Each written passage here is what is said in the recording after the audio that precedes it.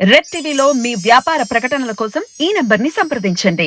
నమస్తే సార్. నమస్తే. నిన్న జరిగిన వివేకానంద రెడ్డి వర్ధంతి సభలో షర్మిల గారు తీవ్రంగా జగన్మోహన్ రెడ్డి గారిని విమర్శించారని, తిట్టారని చెప్పేసి కొన్ని వార్తలు అయితే వెలుగులోకి వచ్చాయి. అలాగే సునీత గారితో కూడా ఈ ఇష్యూస్ గురించి చాలాసేపు వరకు కూడా డిస్కస్ చేశారని కూడా చెప్తా ఉన్నారు. సో ఇవన్నీ కూడా ఎంతవరకు నిన్న అక్కడ కడపలో 5 ఏళ్ళు అయిన సందర్భంగా, అంటే వివేకానంద రెడ్డి 2019 మార్చ్ 15న చనిపోయారు. అందువల్ల 5 ఏళ్ళు అయింది. 5 ఏళ్ళైన సందర్భంగా ఆయన 5వ వర్ధంతిని అక్కడ జరిపారు కడపలో. దాంట్లో సునీతారెడ్డి తర్వాత షర్మిలా రెడ్డి ఇద్దరు కూడా పార్టిసిపేట్ చేశారు. నేను నిన్న కూడా ఒక వీడియో చేశాము. సౌభాగ్యమ్మ ఒక సుదీర్ఘమైన ఇంటర్వ్యూను ఈటీవీ ఈనాడుకి ఇచ్చింది. అందులో సౌభాగ్యమ్మ ఇది జగన్ వెనక ఉన్నాడు, అంటే జగన్ చేయించాడని ఆమె ఆరోపించలేదు, బట్ చేసిన వాళ్ళని జగన్ రక్షిస్తున్నాడు అనేది ఆమె ఆరోపించింది. దాంట్లో ఉన్న లోపాలు ఏంటి, ఆమె ఏం చెప్పింది, అవన్నీ నిన్న మాట్లాడారు. అయితే వీళ్ళిద్దరు ఏం చెప్పారనేది చూస్తే, ముందుగా సునీతారెడ్డి ఏం చెప్పిందని చూస్తే, సునీతారెడ్డి కూడా ఇదే వాదనే, అంటే జగనే చేయించాడనేది ఆమె చెప్పట్లేదు, కానీ దీన్ని హత్య చేసిన హంతకుల్ని జగన్ రక్షిస్తున్నాడు, రక్షించడంతో పాటు నా మీదే నింద వేస్తున్నాడు, ఇది అంతఃకరణ శుద్ధిగా అని ప్రమాణ స్వీకారం చేసిన జగన్, నీకు అంతఃకరణ శుద్ధి ఉందా నువ్వు చెప్పు అని ఈమె అడుగుతుంది. అట్లాగే వైసీపీ పునాదులు వివేకానంద రెడ్డి రక్తంతో, కోడికత్తి రక్తంతో తడిచి ఉన్నాయనేది కూడా చెప్పింది. నిజానికి ఇక్కడే సందేహం వస్తుంది. వివేకానంద రెడ్డి చెప్తే ఓకే, కోడికత్తి రక్తంతో తడిచి ఉందంటే ఇక్కడే తెలుగుదేశం హ్యాండ్ కనబడుతుంది. కోడికత్తి రక్తంతో ఈమెకి పనేముంది, అక్కడ రాజకీయంగా డౌట్ వస్తుంది. సరే, ఏదేమైనా ఆమె ఒక కూతురుగా ఆమె ఆవేదన చెప్పింది. దాని తర్వాత ఆమె ఎవరి పేర్లు చెప్పలేదు, ఎవరు హంతకులు అనేది చెప్పలేదు, కానీ వాళ్ళని బంధువులే చంపారనేది మాత్రమే చెప్తుంది. కానీ మనకు అందరికీ తెలుసు ఆ కేసులో ఎవరెవరు అరెస్ట్లు అయి ఉన్నారో తెలుసు. నెంబర్ 1 A1 వచ్చి Erragangireddy, A2 Sunil Yadav, A3 Umashankar Reddy, A4 Dastagiri, A5 Devireddy Shivashankar Reddy, A6 Gajjala Uday Kumar Reddy, A7 YS Bhaskar Reddy, A8 Avinash Reddy. ఈ 8 మంది, అందులో 2 బయట ఉన్నారు. దస్తగిరి అప్రూవర్గా మారాడు కాబట్టి బయట ఉన్నాడు, ఈయనకి బెయిల్ ఉంది కాబట్టి అవినాష్ రెడ్డి బయట ఉన్నాడు. మిగతా 6 మంది జైల్లో ఉన్నారు. మొన్ననే దేవిరెడ్డి శివశంకర్ రెడ్డికి కండిషన్ బెయిల్ ఇచ్చింది. అవినాష్ రెడ్డి ఫాదర్ కాదు, అవినాష్ రెడ్డి ఫాదర్ వచ్చి భాస్కర్ రెడ్డి, ఆయన లోపల ఉన్నాడు. Okay sir. సో ఆయనకి ఆ మధ్య కొద్దిగా ఏదో ఇంటీరియం బెయిల్ లాంటిది ఇచ్చింది ఆరోగ్యపరంగా.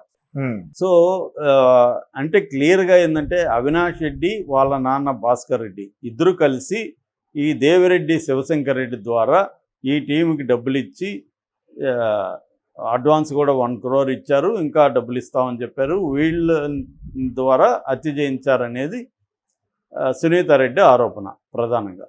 సో ఇది సునీతారెడ్డి చెప్పింది. తర్వాత షర్మిలారెడ్డి ఏం చెప్పింది అంటే, ఇదే మాటల్నే ఆమె తన భాషలో మాట్లాడింది. సో ఎప్పుడైనా అద్దంలో నుంచి నువ్వు చూసుకొని అంతరాత్మను అడుగు, ఎవరు చంపారో నీకు తెలుస్తుంది, నీ అంతరాత్మ చెబుతుంది అనేది ఆమె చెప్పింది. ఎవరు? షర్మిలారెడ్డి. అట్లాగే వీళ్ళిద్దరి పోరాటంలో, అంటే సౌభాగ్యమ్మ సునీతారెడ్డి పోరాటంలో నేను ఒక ఆయుధాన్ని అవుతా అనేది కూడా ఆమె చెప్పింది. సో ఇప్పుడు ఏంటంటే, నేను వివేకానంద రెడ్డి మీద హత్య మీద మన ఛానల్లో పెట్టిన వీడియోలు ఇంకే ఛానల్లో పెట్టుండ్రు. చాలా డెప్త్ వరకు వెళ్ళాము, చాలా డీప్గా నేను స్టడీ చేశాను దాన్ని. దాంట్లో ఇన్వాల్వ్ అయిన, అంటే ఇండైరెక్ట్గా ఇన్వాల్వ్ అయిన వాళ్ళతో కూడా నేను కలిశాను, మాట్లాడాను, డాక్యుమెంట్స్ చదివాను. రెండోది, నేను ఒక ఎక్సలైట్గా ఒక హత్య ఎలా జరగచ్చు, దాంట్లో ప్రొఫెషనల్స్ చేస్తే ఎలా ఉంటుంది, ప్రొఫెషనల్స్ కాని వాళ్ళు హత్య చేస్తే ఎలా ఉంటుంది, ఈ విషయాల మీద కూడా నాకు కొంత బేసిక్ అండర్స్టాండింగ్ ఉంది. సో వీటన్నిటిని బట్టి నేను మాట్లాడాను. సో ఇప్పుడు వీళ్ళిద్దరి మాటల ప్రాబ్లం ఏంటంటే, హత్య ఎవరు చేశారనేది మనం చెప్పక్కర్లా, ఎందుకంటే అది కోర్టులు డిసైడ్ చేయాలి, అది మనం చెప్పాల్సిన పనిలే. వాళ్ళంటే బాధితులు కాబట్టి పలానా వాళ్ళు చేశారని ఆరోపిస్తారు, తప్పు లేదు, పలానా వాళ్ళు చేశారని ఆరోపించడంలో. కానీ ఇప్పుడు సునీతారెడ్డి విషయంలో ఏంటంటే, ఆమె లీగల్గా బ్యాటిల్ చేస్తుంది, కోర్టుల్లో వెళ్తుంది. దీని మీద సిబిఐ కూడా మా లాయర్లు సహాయం చేస్తారని చెప్తుంది. పైగా ఆమె పెట్టుకున్న లాయర్లు మామూలు వాళ్ళు కాదు, దేశంలోనే హైలీ పెయిడ్ లాయర్స్. మన సిద్ధార్థ లూత్రా ఆమె పర్సనల్ లాయర్. సిద్ధార్థ లూత్రా కూడా మనకు తెలుసు, చంద్రబాబు కేసులో చూసాం. ఆయన కోట్లు ఎందుకు ఆయన కదిలితే ఇంటి నుంచి అడుగుపెట్టి నుంచి ఇంటికి వచ్చే వరకు ఎవ్రీ మినిట్ కౌంట్స్, ఖర్చు అవుతూనే ఉంటుంది. ప్రతి మినిట్కి ఖర్చు. ఆయన కోర్టులో ఉన్న మినిట్కే కాదు, ఇంటి నుంచి ఆఫీస్కి వెళ్ళే వరకు ఆయన ప్రతి నిమిషానికి మనం పే చేయాలి. అంత కాస్ట్లీ. అంటే టాప్ 5లో ఉంటాడు ఆయన.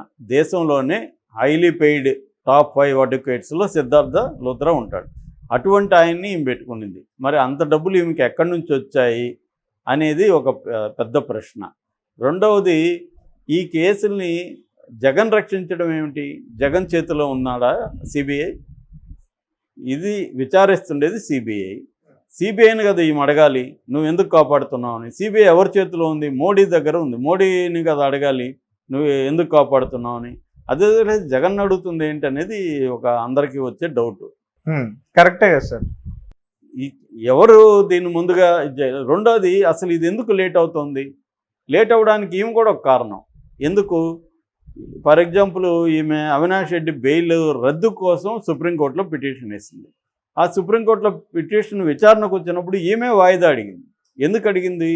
సిద్ధార్థ లూత్రా అప్పుడు చంద్రబాబు కేసులో బిజీగా ఉన్నాడని. మరి ఎందుకు దాన్ని త్వరగా చేయలేదని పిటిషన్లు ఈమె సుప్రీంకోర్టులో కదా వేయాలి. ఈమె ఇక్కడొచ్చి పబ్లిక్ మీటింగ్లో మాట్లాడి ఏం లాభం? కాబట్టి ఈమె అడగాల్సింది ఎవరిని? జగన్ని విమర్శించొద్దని నేను చెప్పట్లేదు. జగన్ కూడా అడుగు, జగన్ కూడా నువ్వు ఒకప్పుడు కాపాడుతున్నావు అని చెప్పు. కానీ నువ్వు సిబిఐని ప్రశ్నించకుండా, మోడీని ప్రశ్నించకుండా జగన్ మాత్రమే ప్రశ్నిస్తే నీ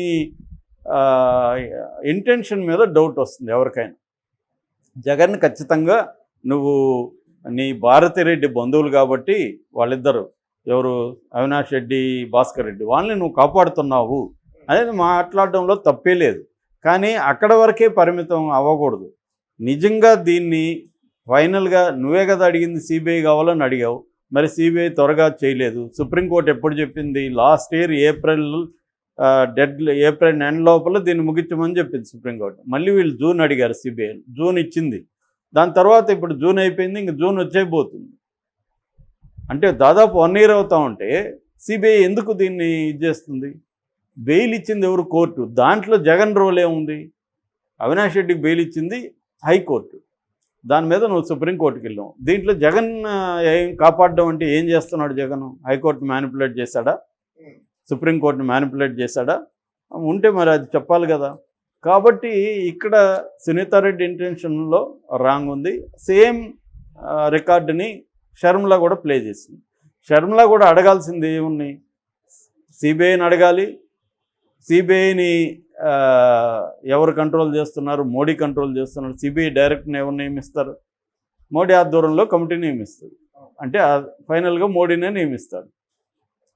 కాబట్టి సిబిఐ డైరెక్ట్ను మోడీ నియమిస్తే సిబిఐ ఎవరి కంట్రోల్ ఉంటుంది? మోడీ కంట్రోల్ ఉంటుంది. అందరికీ తెలుసు ఇవాళ సిబిఐ ఈడీలు ఎవరి మీదకి వస్తున్నాయో అందరికీ తెలుసు, ఎవరి మీదకి రావో కూడా అందరికీ తెలుసు. సో మరి నువ్వు చేయాల్సింది వాళ్ళని. ఇప్పుడు మరి జగన్ కూడా మోడీతో లేడు, చంద్రబాబు ఉన్నాడు అక్కడ. చంద్రబాబు ఎన్డీఏలో చేరాడు. మరి చంద్రబాబుని అడగాలిగా, మోడీని, ప్రెజర్ జనని చంద్రబాబుని అడగట్లా. జగన్ మీదనే చేస్తున్నారు. ఎందుకు చేస్తున్నారు అంటే పొలిటికల్గా జగన్కి నష్టం చేయాలనేది వాళ్ళ ఉద్దేశం. కేసుని ఫైనలైజ్ చేయాలనేది ఉద్దేశం కనబడట్లా. జగన్గా పొలిటికల్గా జగన్కి నష్టం చేయాలి కాబట్టి ప్రజలకు పిలిపిస్తున్నారు. ప్రజా కోర్టులో తీర్చుకుంటున్నాం. ప్రజలు ఇప్పుడు నేను ప్రజ, నువ్వు ప్రజ, మనం ఎందుకు నమ్మాలి ఇది జగన్ రోల్ ఉందని? దీంట్లో మనకేం తెలుసు? నువ్వు ఆరోపిస్తున్నావు, నీ మాట నేను ఎందుకు విశ్వసించాలి? నేను ఆధారాలు చూసినప్పుడు, కేసును పరిశీలించినప్పుడు నాకు నీ మాటలో నమ్మకం రాలేదు.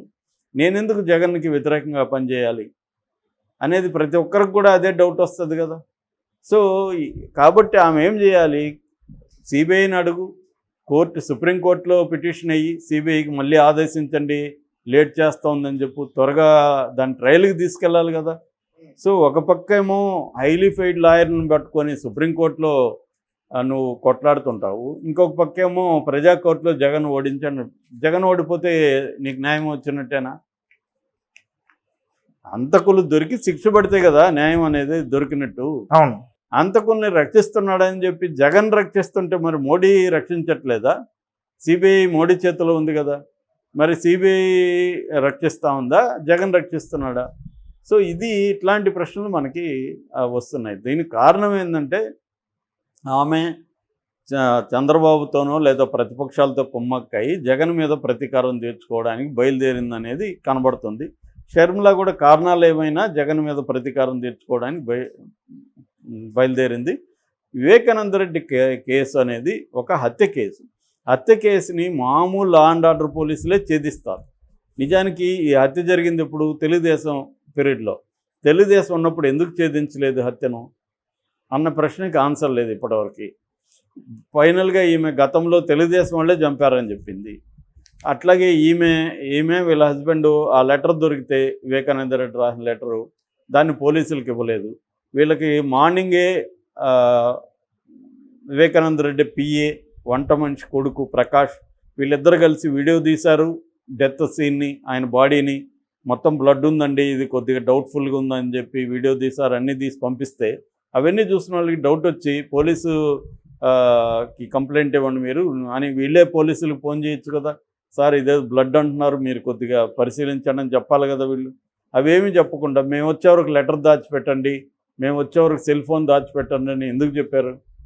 ఎవరైనా ఇప్పుడు మా ఫాదర్ని చంపారు అనుకున్నాం, ఎవరైనా ఏదో మిస్టీరియస్గా చనిపోయినాడు, నేను వెళ్ళేసరికి ఒక 5-6 గంటలు అవుతుంది. నేను ఇమీడియట్గా ఏం చెప్తాను, ఇదేదో డౌట్గా ఉంది, ఇమీడియట్గా దాన్ని మీరు పోలీసులకి హ్యాండ్ ఓవర్ చేయండి. నేను కూడా నాకు పరపతి ఉంటే నేను కూడా పోలీసులకు ఫోన్ చేస్తా కదా, వీళ్ళకి పరపతి ఉన్నోళ్ళే. సో ఇదంతా కూడా అనేక సందేహాలు ఉన్నాయి. ఇది నేను అడిగిందే కాదు, సాక్షాత్తు హైకోర్టు జడ్జి ఆయన ఇవన్నీ అడిగారు. 16 ప్రశ్నల్ని సిబిఐ ముందు ఉంచారు. కాబట్టి అన్ని లూప్ హోల్స్ ఈ కేసులో ఉన్నాయి. ఇది డీల్ చేయాల్సింది మనం కాదు, కూర్చొని ఇక్కడ ఎవరు చేశారో మనం ప్రశ్నలు అడగగలము ఉన్న సమాచారాన్ని పెట్టుకొని. చేయాల్సింది ఇన్వెస్టిగేటివ్ ఏజెన్సీ సిబిఐ చేయాలి. సిబిఐ ఎందుకు చేయలేదనేది సిబిఐని అడుగు, సిబిఐ ఓనర్ అయిన సిబిఐని కంట్రోల్ చేస్తున్న మోడీని అడుగు, సిబిఐని గైడ్ చేయగలిగిన సుప్రీంకోర్టుని అడుగు. అవి అడగకుండా ఇట్లా ఎందుకు వచ్చావు అంటేనే అర్థమవుతుంది ఇది పొలిటికల్ మోటివ్తో పెట్టిన సభ, నిన్న పొలిటికల్ మోటివ్తో మాట్లాడిన మాటలుగా మనకు అర్థమవుతుంది.